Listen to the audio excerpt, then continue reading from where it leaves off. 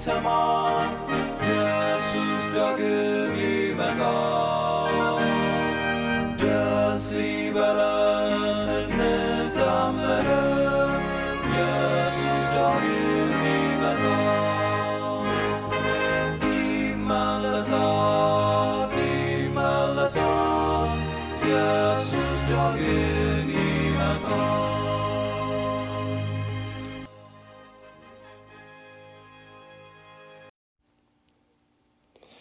ሰላም፣ እንዴት ዋላችሁ? እንዴት አድራችሁ? እንዴት ታመሻችሁ? እንደያላችሁበት አካባቢ በየነ ነኝ። ዛሬ የአስቴርን መጽሐፍ ጥናታችንን 11ኛውን ክፍል ይዤ ቀርቤያለሁኝ።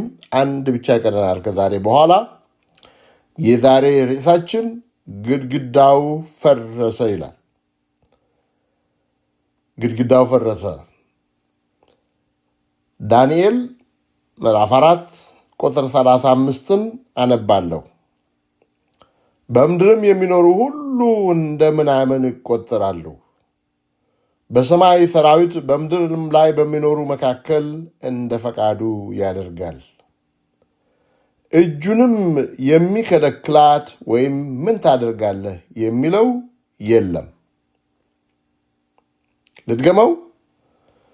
በምድርም የሚኖሩ ሁሉ እንደ ምናምን ይቆጠራሉ። በሰማይም ሰራዊት በምድርም ላይ በሚኖሩ መካከል እንደ ፈቃዱ ያደርጋል። እጁንም የሚከለክላት ወይም ምን ታደርጋለህ የሚለው የለም። እንጸልያለን። በሰማይ ያለ ቅዱስ እግዚአብሔር አባታችን፣ እውነት ነው ያንተን እጅ ሊያቆም የሚችል ምን ታደርጋለህ ብሎ ሊጠይቅህ የሚችል ማንም የለም። ማንም የለም። ያንተ እጅ ባህርን ለሁለት መክፈል የሚችል እጅ ነው ጌታ ሆይ። ያንተ ኃይል የሚናወጠውን ወጀብ ዝም ማሰኘት የሚችል ኃይል ነው። ያንተ ኃይል ፀሐይን ውጪ ብሎ የሚያስወጣ፣ ዝናብን ዝነብ ብሎ የሚያዘንብ ኃይል ነው። ያንተ ኃይል መቃብሮችን እንኳን ተከፈቱ ስላቸው ይከፈታሉ። መለኪያ የለውም። እኛ ደግሞ ያንተ ተከታዮች የመሆን እድል አግኝተናል። አንተ የኛ አምላክ ነህ ብለን እንድንጠራ፣ አባታችን ብለን እንድንጠራ ፈቀድክልን። አባት ሆይ ክብር ሁሉ ላንተ ይሁን። አንተ ታላቅ አምላክ ነህ። በአስቴርም ሕይወት ያየነው ይህንን ነው። የማይቻለውን ስታስችል፣ አዋጅን በአዋጅ ስትሽር ነው ያየነው። አባቶ ይህንን ክፍል እስክንጨርስ አሁንም አንተ እንድትረዳን፣ ለልባችን እንድትናገር ጸልያለሁኝ። አድማጮችን ባርክ፣ እኔንም ባሪያህን ባርከኝ፣ በልጅ በኢየሱስ ስም አሜን። ምን ያህል ጠንካራ ቁመቱ ረዥም እንደ ባቢሎን ግንብ ወፍራም ቢሆንም የማይፈርስ ግንብ የለም። ምንም ያህል ጠንካራ ይሁን። በታሪክ ያየናቸው ትላልቅ ረዣዥም እና ወፋፍራም የማይደፈሩ የሚመስሉ ግድግዳዎችና ግንቦች ሲደረመሱ አይተናል። ትንሽ እንኳን የታሪክ እውቀት ያለው ሰው ይህንን ያውቃል። የመሬትን ስር ውስጡን ሰርስረው የሚመለከቱ አርኪኦሎጂስቶች ይህንን ይመሰክራሉ። የግብጾች ግንብ፣ የግሪኮች ግንብ፣ የሮም ግንብ፣ የፈረንሳይ ግንብ፣ የጀርመንና የራሽያ ግንቦች ፈርሰዋል። ለ430 ዓመታት አይሁዶች በግብፃውያን እጅ በባርነት ሲማቀቁ ከኖሩ በኋላ እግዚአብሔር ሙሴን ልኮ ያን ጠንካራ የባርነትን ግድግዳ አፈርሰዋል። የእስራኤል ልጆች ግብፅን ለቀው ከወጡ ከጥቂት ዓመታት በኋላ ወደ ተስፋይቱ ምድር ድንበር ላይ ሲደርሱ የኢያሪኮ ግንብ ማለፍ ከለከላቸው። አሁንም ያ ጠንካራ የኢያሪኮ ግንብ የሰው እጅ ሳይነካው በሕያው እግዚአብሔር እጅ ወድቋል። ትልቅ ግድግዳ በእግዚአብሔር ፊት እንደ ትንሽ ፈትል ወይም ክር ነው። በኢያሱ 6:20 ላይ ቅጥሩም ወደቀ ይላል። ቅጥሩም ወደቀ። የኢየሩሳሌም ቅጥር የማይነቃነቅ ጠንካራ ነበር። ለረዥም ዓመታት ተከብሮ ከቆየ በኋላ በንጉሥ ናቡከደነፆር ፈረሰ። የባቢሎን ግንብ ደግሞ በስፋት በቁመት ይሁን በጥንካሬ ተወዳዳሪ አልነበረውም። አንድ ጸሐፊ ስለ ባቢሎን ግንብ ውፍረት ሲናገር በግንቡ ጫፍ ላይ በ4 ፈረሶች የሚጎተት ሰረገላ መዞር ዩተርን አድርጎ መዞር ይችላል ብሏል። ምን ያህል ስፋት እንደነበረው ተመልከቱ። የቂሮስ ሰራዊት ዙሪያቸውን ከቦ ሳለ ብልጣሶርና መኳንንቱ ትልቅ ግብዣ አድርገው ይጨፍሩ ነበረ። ይህንን ወፍራም ረዥምና ጠንካራ ግንብ ንዶ የሚገባ ጠላት አይኖርም ብለው ነበረ። ነገር ግን ተሳስተዋል። የማይናድ ግንብ የለም። የማይሸነፍ የሚመስለው የሜዶና የፋርስ መንግስት በአሌክዛንደር ዘግሬት ወይም ትልቁ እስክንድር ተሸንፏል። የታላቁ እስክንድር መንግስት የግሪክም የሮምም መንግስት ተሸንፈዋል በተራቸው።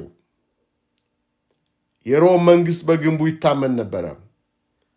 ይህን ግንብ ጥሶ የሚደፍረን ማንም የለም ስሉ ጨካኝ ባርባሪያንስ መጥተው ድባቅ መጥቷቸዋል። ቅጥሮች ይፈርሳሉ። በእኛ ላይ የተሰሩ ቅጥሮችም ጭምር ይፈርሳሉ። የእኛ አምላክ ከፈለገ ማንኛውንም ቅጥር የማፍረስ ኃይል አለው። የእሱ እጅ የማይደርስበት ጥልቅ ጉድጓድ የለም። የእሱ ኃይል የማያፈርሰው ግንብ የለም። ዛሬ በአስቴር ዘመን የፈረሰውን ግንብ ነው እያየን ያለ ነው። በአስቴር መጽሐፍ በ8ኛው ምዕራፍ እግዚአብሔር በአስቴር በመርዶክዮስና በአይሁዶች ሕይወት ያፈረሰውን ግንብ እንመለከታለን። እግዚአብሔር የማይለወጥ የድንጋይ ልብን እንዴት እንደለወጠ እንመለከታለን። እግዚአብሔር የማይለውጠው ልብ የለም። እንደምታውቁት ወቅቱ ለአይሁዶች የጨለማ ወቅት ነበር። እግዚአብሔር ግን በጨለማ ውስጥ ብርሃን ይብራ አለ። እግዚአብሔር ሊለውጠው የማይችለው ደንዳና ልብ የለም። አይደመሰስም፣ ቋሚ ነው የሚባል ሰነድ የለም፣ አይሻርም የሚባል አዋጅ በሱ ዘንድ የለም። አስቴር 8:1 በዚያ ቀን ንጉሡ አርጤክስስ የአይሁድን ጠላት የሐማን ቤት ለንግሥቲቱ አስቴር ሰጠ። አስቴርም ለእሷ ምን እንደሆነ ነግራው ነበርና መርዶክዮስ ወደ ንጉሡ ፊት ገባ። ሐማን ለመርዶክዮስ ባዘጋጀው ዛፍ ላይ ተሰቅሏል። የለም። አሁን ደግሞ ተረስቶ የነበረው መርዶክዮስ አንገቱ ቀና ብሎ የሐማን ቤት ወርሶታል። የሐማን ንጉሡ ቤቱን የሐማንን ቤት ለአስቴር ሰጣት። አስቴር ደግሞ ለመርዶክዮስ። ይህ እንዴት ሊሆን ይችላል?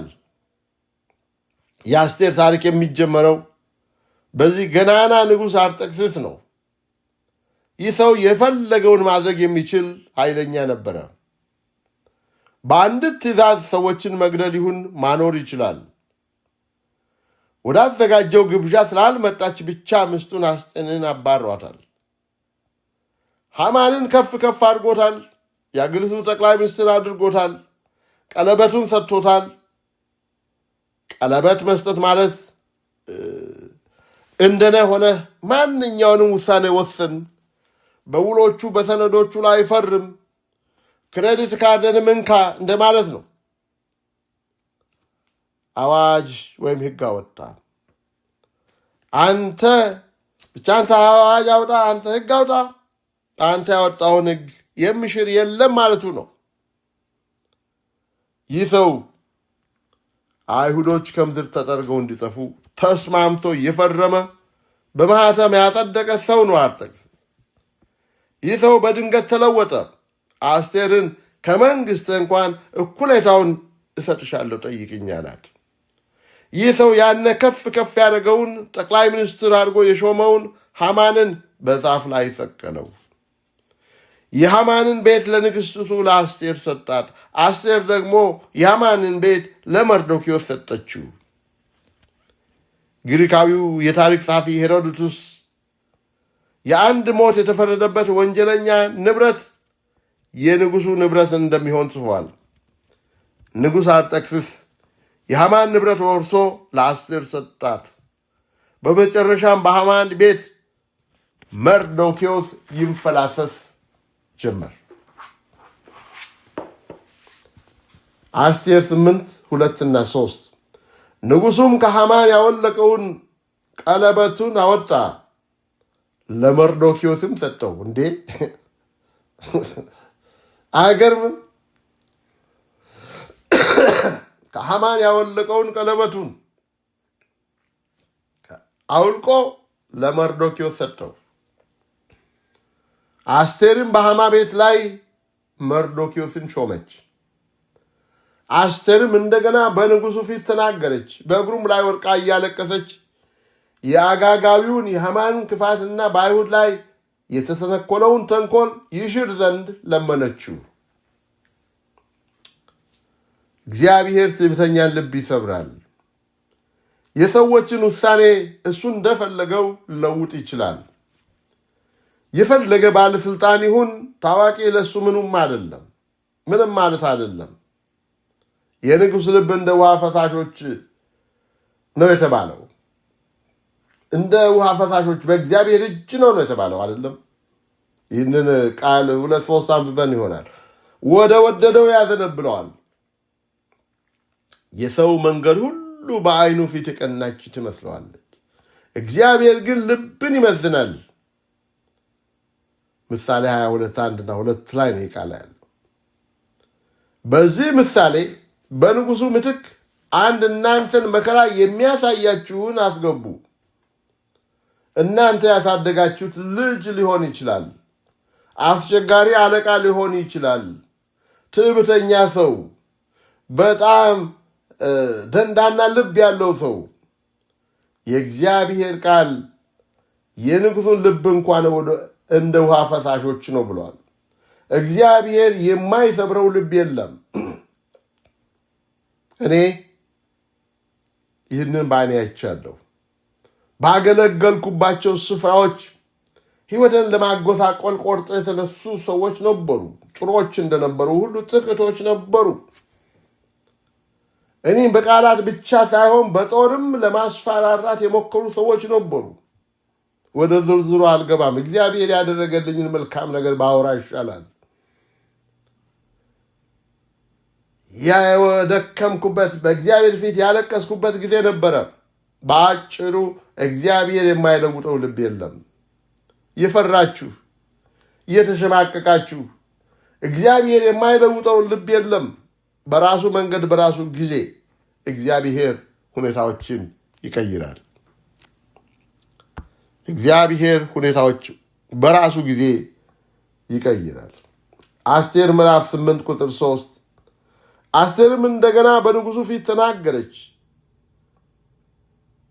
በእግሩ ላይ ወድቃ እያለቀሰች አጋጋቢውን የሐማንን ክፋትና በአይሁድ ላይ የተሰነኮለውን ተንኮል ይሽር ዘንድ ለመነችው። ሐማን የለም። አሁን በሕይወት እያለ ያወጣው አይሁዶች እንዲጠፉ የሚያዝ አዋጅ ግን አሁንም አለ። ሐማን ሞተ እንጂ የሜዶና የፋርስ ሕግ አሁንም እንደ ቀድሞው ነው። አይሁዶች በታኅሳስ ወር ውስጥ ያልቃሉ ከተባለ ያልቃሉ፣ አይለወጥም። አስቴር ይህን ስለምታውቅ አለቀሰች። ወገኖቼ የሴቶች እንባ ኃይል አለው፣ ነገሮችን ይለውጣል። የሴቶች እንባ የማያለሰልሳቸው ወንዶች ጥቂቶች ናቸው። አስቴር 8:5 ንጉሡን ደስ ቢያሰኘው በፊቱ ሞገስ አግኝቼ እንደሆነ ይህ ነገር በፊቱ ቅን ቢሆን እኔም በእርሱ ዘንድ ተወድጄ እንደሆነ አጋጋዊው የሐመዳቱ ልጅ ሐማ በንጉሡ አገር ሁሉ ያሉትን አይሁድ ለማጥፋት የጻፈው ተንኮል ይገለበጥ ዘንድ ይጻፋለች። በዚህ ዘመን አይሁዶች እንዲለወጡ አዋጆች እንዲለወጡ የአገር መሪዎችን መለመን የማይታሰብ ነገር ነው። አዋጅ ለውጥ ብለ የአገር መሪ መለመን በጣም ከባድ ነው በዚያ ዘመን። በዚህ አሁን እኛ ባለንበት ዘመን ግን እንደው የማይታሰብ ነገር አለ። ከባድ ቢሆንም የማይታሰብ አይደለም። በልመናም በሰላማዊም ሰልፍ አዋጅን ማስለወጥ ይቻላል። የአስቴር ልመና ግን በዚያ ዘመን የማይታሰብ ነገር ነበረ። ያለቀ ጉዳይ፣ በማኅተም የጸደቀ የሜዶና የፋርስ ሕግ ማስቀየር በዚያ ሀገር ተሰምቶ ታይቶ የማይታወቅ ነገር ነው። የአገሩ የዓለም መንግስታት ሁሉ እንደ ምሳሌ ነው የሚጠቀሙት። የሜዶ እንደ አንድ ነገር ጽኑ መሆኑን ለመግለጽ የሜዶንና የፋርስ ሕግ ነው ይሄ ነው የሚሉት። ባክን ለውጠው ይህንን አዋጅ ብላ ለመነች ንጉሡን። አስቴር ምዕራፍ 8:6 እኔ በሕዝቤ ላይ የሚወርደውን ክፉ ነገር አይ ዘንድ እንዴት እችላለሁ? ወይስ የዘመዶችን ጥፋት አይ ዘንድ እንዴት እችላለሁ? አለች። አስቴር እግዚአብሔር ሊንደው የማይችለው ወፍራም ግንብ እንደሌለ ታምን ነበረ። ያለቀ ጉዳይ ነው። ንጉሡ እንኳን ሊለውጠው አይችልም ብላ አርፋ እንዳትቀመጥ የወገኖቿን ጥፋት በሕይወት ሆና ማየት ለእሷ ከባድ ነበረ። ስለዚህ ለንጉሡ ከባድ ጥያቄ ያቀረበችለት። ቁጥር 7 እና 8 ንጉሡም አርጤክስስ ንግሥቱ አስቴርን አይሁዳዊው መርዶክዮስን እነሆ የሐማ ቤት ለአስቴር ሰጥቻለሁ፣ እሱም እጆቹን በአይሁድ ላይ ስለዘረጋ በግንድ ላይ ተሰቀለ። በንጉሥ ስም የተጻፈና በንጉሡ ቀለበት የታተመ አይገለበጥምና አንተ ደግሞ ደስ የሚያሰኛችሁም በንጉሡ ስም ስለ አይሁድ ጻፉ፣ በንጉሡም ቀለበት አውጧል። እንግዲህ የአዋጅ አንዴ ወጥቷል፣ እሱ አይሻልም። ሌላ ነገር ለአይሁዶች የሚጠቅም ጻፍ፣ ደስ ያለህን ብሎ ፈቀደለት። ንጉሡ የመጀመሪያው ሕግ ወይም አዋጅ አንድ ታውጇል። እናንተ ደግሞ አሁን መብት ሰጥቻችኋለሁ፣ እንደገና ሌላ አዋጅ አውጁ፣ ሌላ ሕግ አውጡ አለ። የሰው ሕግ ሁሉ ይሻላል። በዚህ ሀገር ጽንስ ማስወረድ ይቻላል የሚል ሕግ አለ። ጾታን መቀየር ይቻላል የሚል ሕግ አለ። ስለ ተመሳሳይ ጾታ መብት ድንጋጌ አለ። ብዙዎቹ ይህንን ተፈጥሮን የሚቃወም ሕግ መቃወም እንኳን ይፈራሉ። እንዴት ተደርጎ ሕግ ነው የመንግስት ሕግ ምናምን ሕግ ነው ይላሉ። አንድ ከጸደቀ የማይለወጥ ይመስላችኋል? እግዚአብሔር የሰዎችን ውሳኔ ይሽራል። የጊዜ ጉዳይ ብቻ ነው። አስቴር ምዕራፍ 8 9 እና 10 በዚያን ጊዜ ኒሳን በተባለ በመጀመሪያው ወር ከወሩም በ23ኛው ቀን የንጉሡ ጻፊዎች ተጠሩ። መርዶክዮስም ስለ አይሁድ እንዳዘዘው ሁሉ ከህንድ ጀምሮ እስከ ኢትዮጵያ ድረስ በ127 ሀገሮች ላሉ ሹማምንትና አለቆች አዛውንትም ለእያንዳንዱ አገር እንደ ጽሕፈቱ ለእያንዳንዱም ሕዝብ እንደ ቋንቋው ለአይሁድ እንደ ጽሕፈታቸውና እንደ ቋንቋቸው ተጻፈ። በንጉሱም በአርጤክስስ ስም አጽፈው በንጉሱም ቀለበት አሳትመው ላኩ ማለት ነው። ደብዳቤውንም በንጉሱ ፈረስ ቤት በተወለዱ ለንጉሱም አገልግሎት በተለዩ ፈጣን ፈረሶች በተቀመጡ መልእክተኞች እጅ ሰደደው። ማን? መርዶክዮስ ነው። ሌላ መልእክት፣ ሌላ አዋጅ በንጉሱ ስም በመላው የአገሪቱ ክፍል ተሰራጨ። ንጉሱ በሚጠቀምባቸው ፈጣን ፈረሶች መልእክቱ ተላከ። ከቁጥር 11 እስከ 13 በዚያም ደብዳቤ በከተሞች ሁሉ የሚኖሩ አይሁድ እንዲሰበሰቡ፣ ለሕይወታቸው እንዲቆሙ፣ በጥል የሚነሱባቸውን ሕዝቡንና አገሩን ሰራዊት ሁሉ ከሕፃናቶቻቸው ከሴቶቻቸው ጋር እንዲያጠፉ፣ እንዲገሉ፣ እንዲደመስሱ፣ ምርኳቸውንም እንዲዘርፉ ንጉሱ ፈቅዶላቸዋል። ይህም አዳር በሚባለው በ12ኛው ወር በ13ኛው ቀን በንጉሱ በአርጤክስስ ሀገሮች ሁሉ በአንድ ቀን እንዲሆን ነው። የመጀመሪያው አዋጅ አልተሻረም። አሁን የወጣው አዲሱ አዋጅ አንድ ሰው ልነካችሁ ከመጣ ራሳችሁን ተከላከሉ የሚል ነበር። ማንም ሰው እናንተን ለመድፈር አይሁዶችን ቤታችሁ ከመጣ ልጎዳችሁ ከፈለገ ደምስሱ፣ ማርኩ፣ ተፈቅዶላችኋል የሚል ነው አዋጅ ወጣ። የሜዶንና የፋርስ ሕግ አይሻርም። ሐማን ያወጣው አዋጅ በወረቀት ላይ ይቆያል። አስቴር ካቀረበችው ተማጽኖ የተነሳ የንጉሱ ልብ ስለለሰለሰ አዋጁ ተግባራዊ እንዳይሆን የሚያደርግ ሌላ መንገድ ንጉሱ ለአስቴር ነገራት። ያ ምንድን ነው?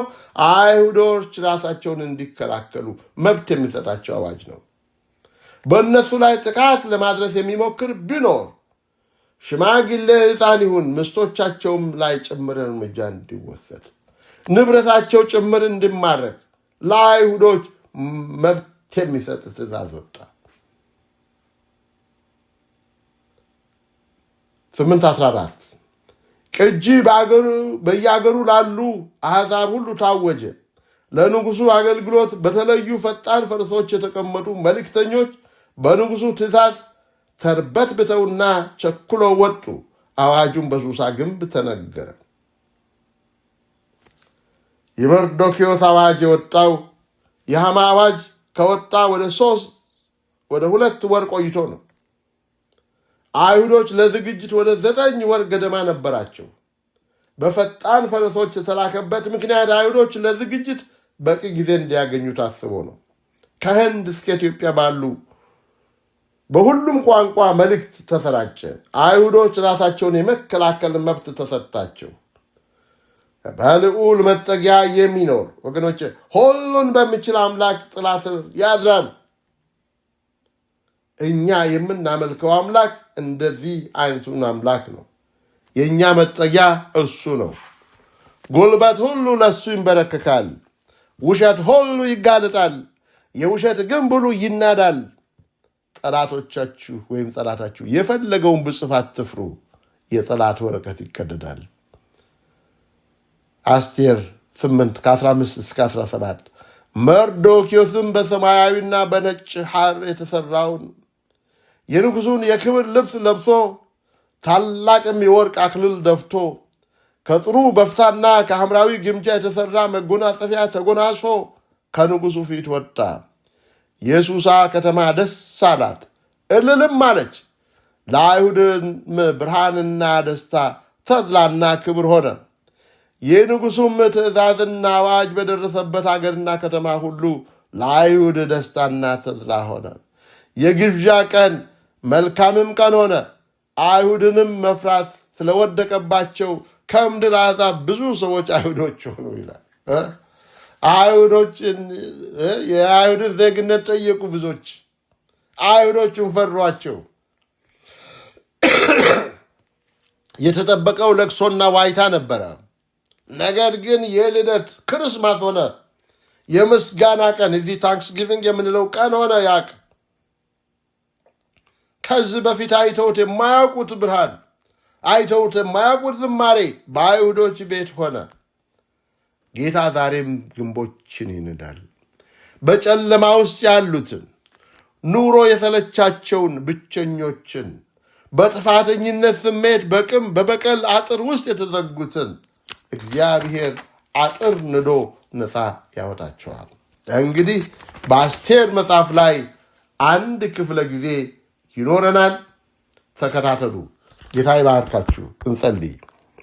በሰማይ ያለህ አባታችን፣ ሁሉን የምትችል ሁሉ በእጅ በደጅ የሆነ አምላክ፣ ተአምረኛ አምላክ እናመሰግንሃለን።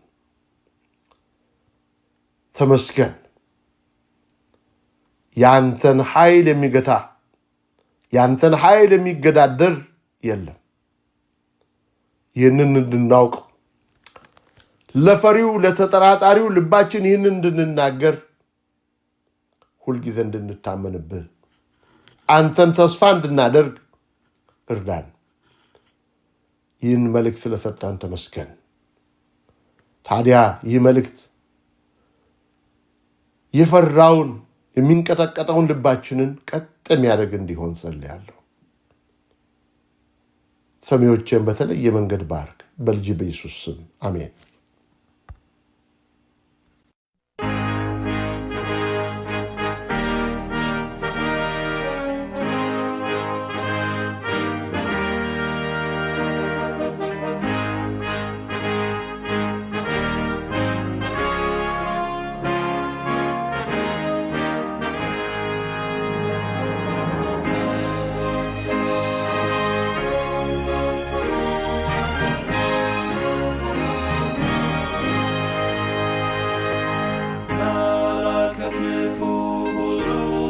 ሰማ ኢየሱስ ዳግም ይመጣል። ደስ ይበለን እንዘምር፣ ኢየሱስ ዳግም ይመጣል። ይመለሳል ይመለሳል፣ ኢየሱስ ዳግም ይመጣል። ተራሮቹ ኢየሱስ ዳግም ይመጣል። ኢየሱስ ይመጣል በክብር ዙፋን። ኢየሱስ ዳግም ይመጣል። ይመለሳል ይመለሳል፣ ኢየሱስ ዳግም ይመጣል። ፍጥረቱ ሁሉ ይናገረናል፣ ኢየሱስ ዳግም ይመጣል። እስከ ባህር ዳር ሁሉ ያየዋል፣ ኢየሱስ ዳግም ይመጣል። ይመለሳል ይመለሳል፣ ኢየሱስ ዳግም ይመጣል። የምድር መናወጥ ለሰዎች ይላል፣ ኢየሱስ ዳግም ይመጣል። አውሎ ነፋስም ያስታውቀናል፣ ኢየሱስ ዳግም ይመጣል። ይመለሳል ይመለሳል፣ ኢየሱስ ዳግም ይመጣል። ሕዝብም ይቆጣል፣ በዚህ ይታወቃል፣ ኢየሱስ ዳግም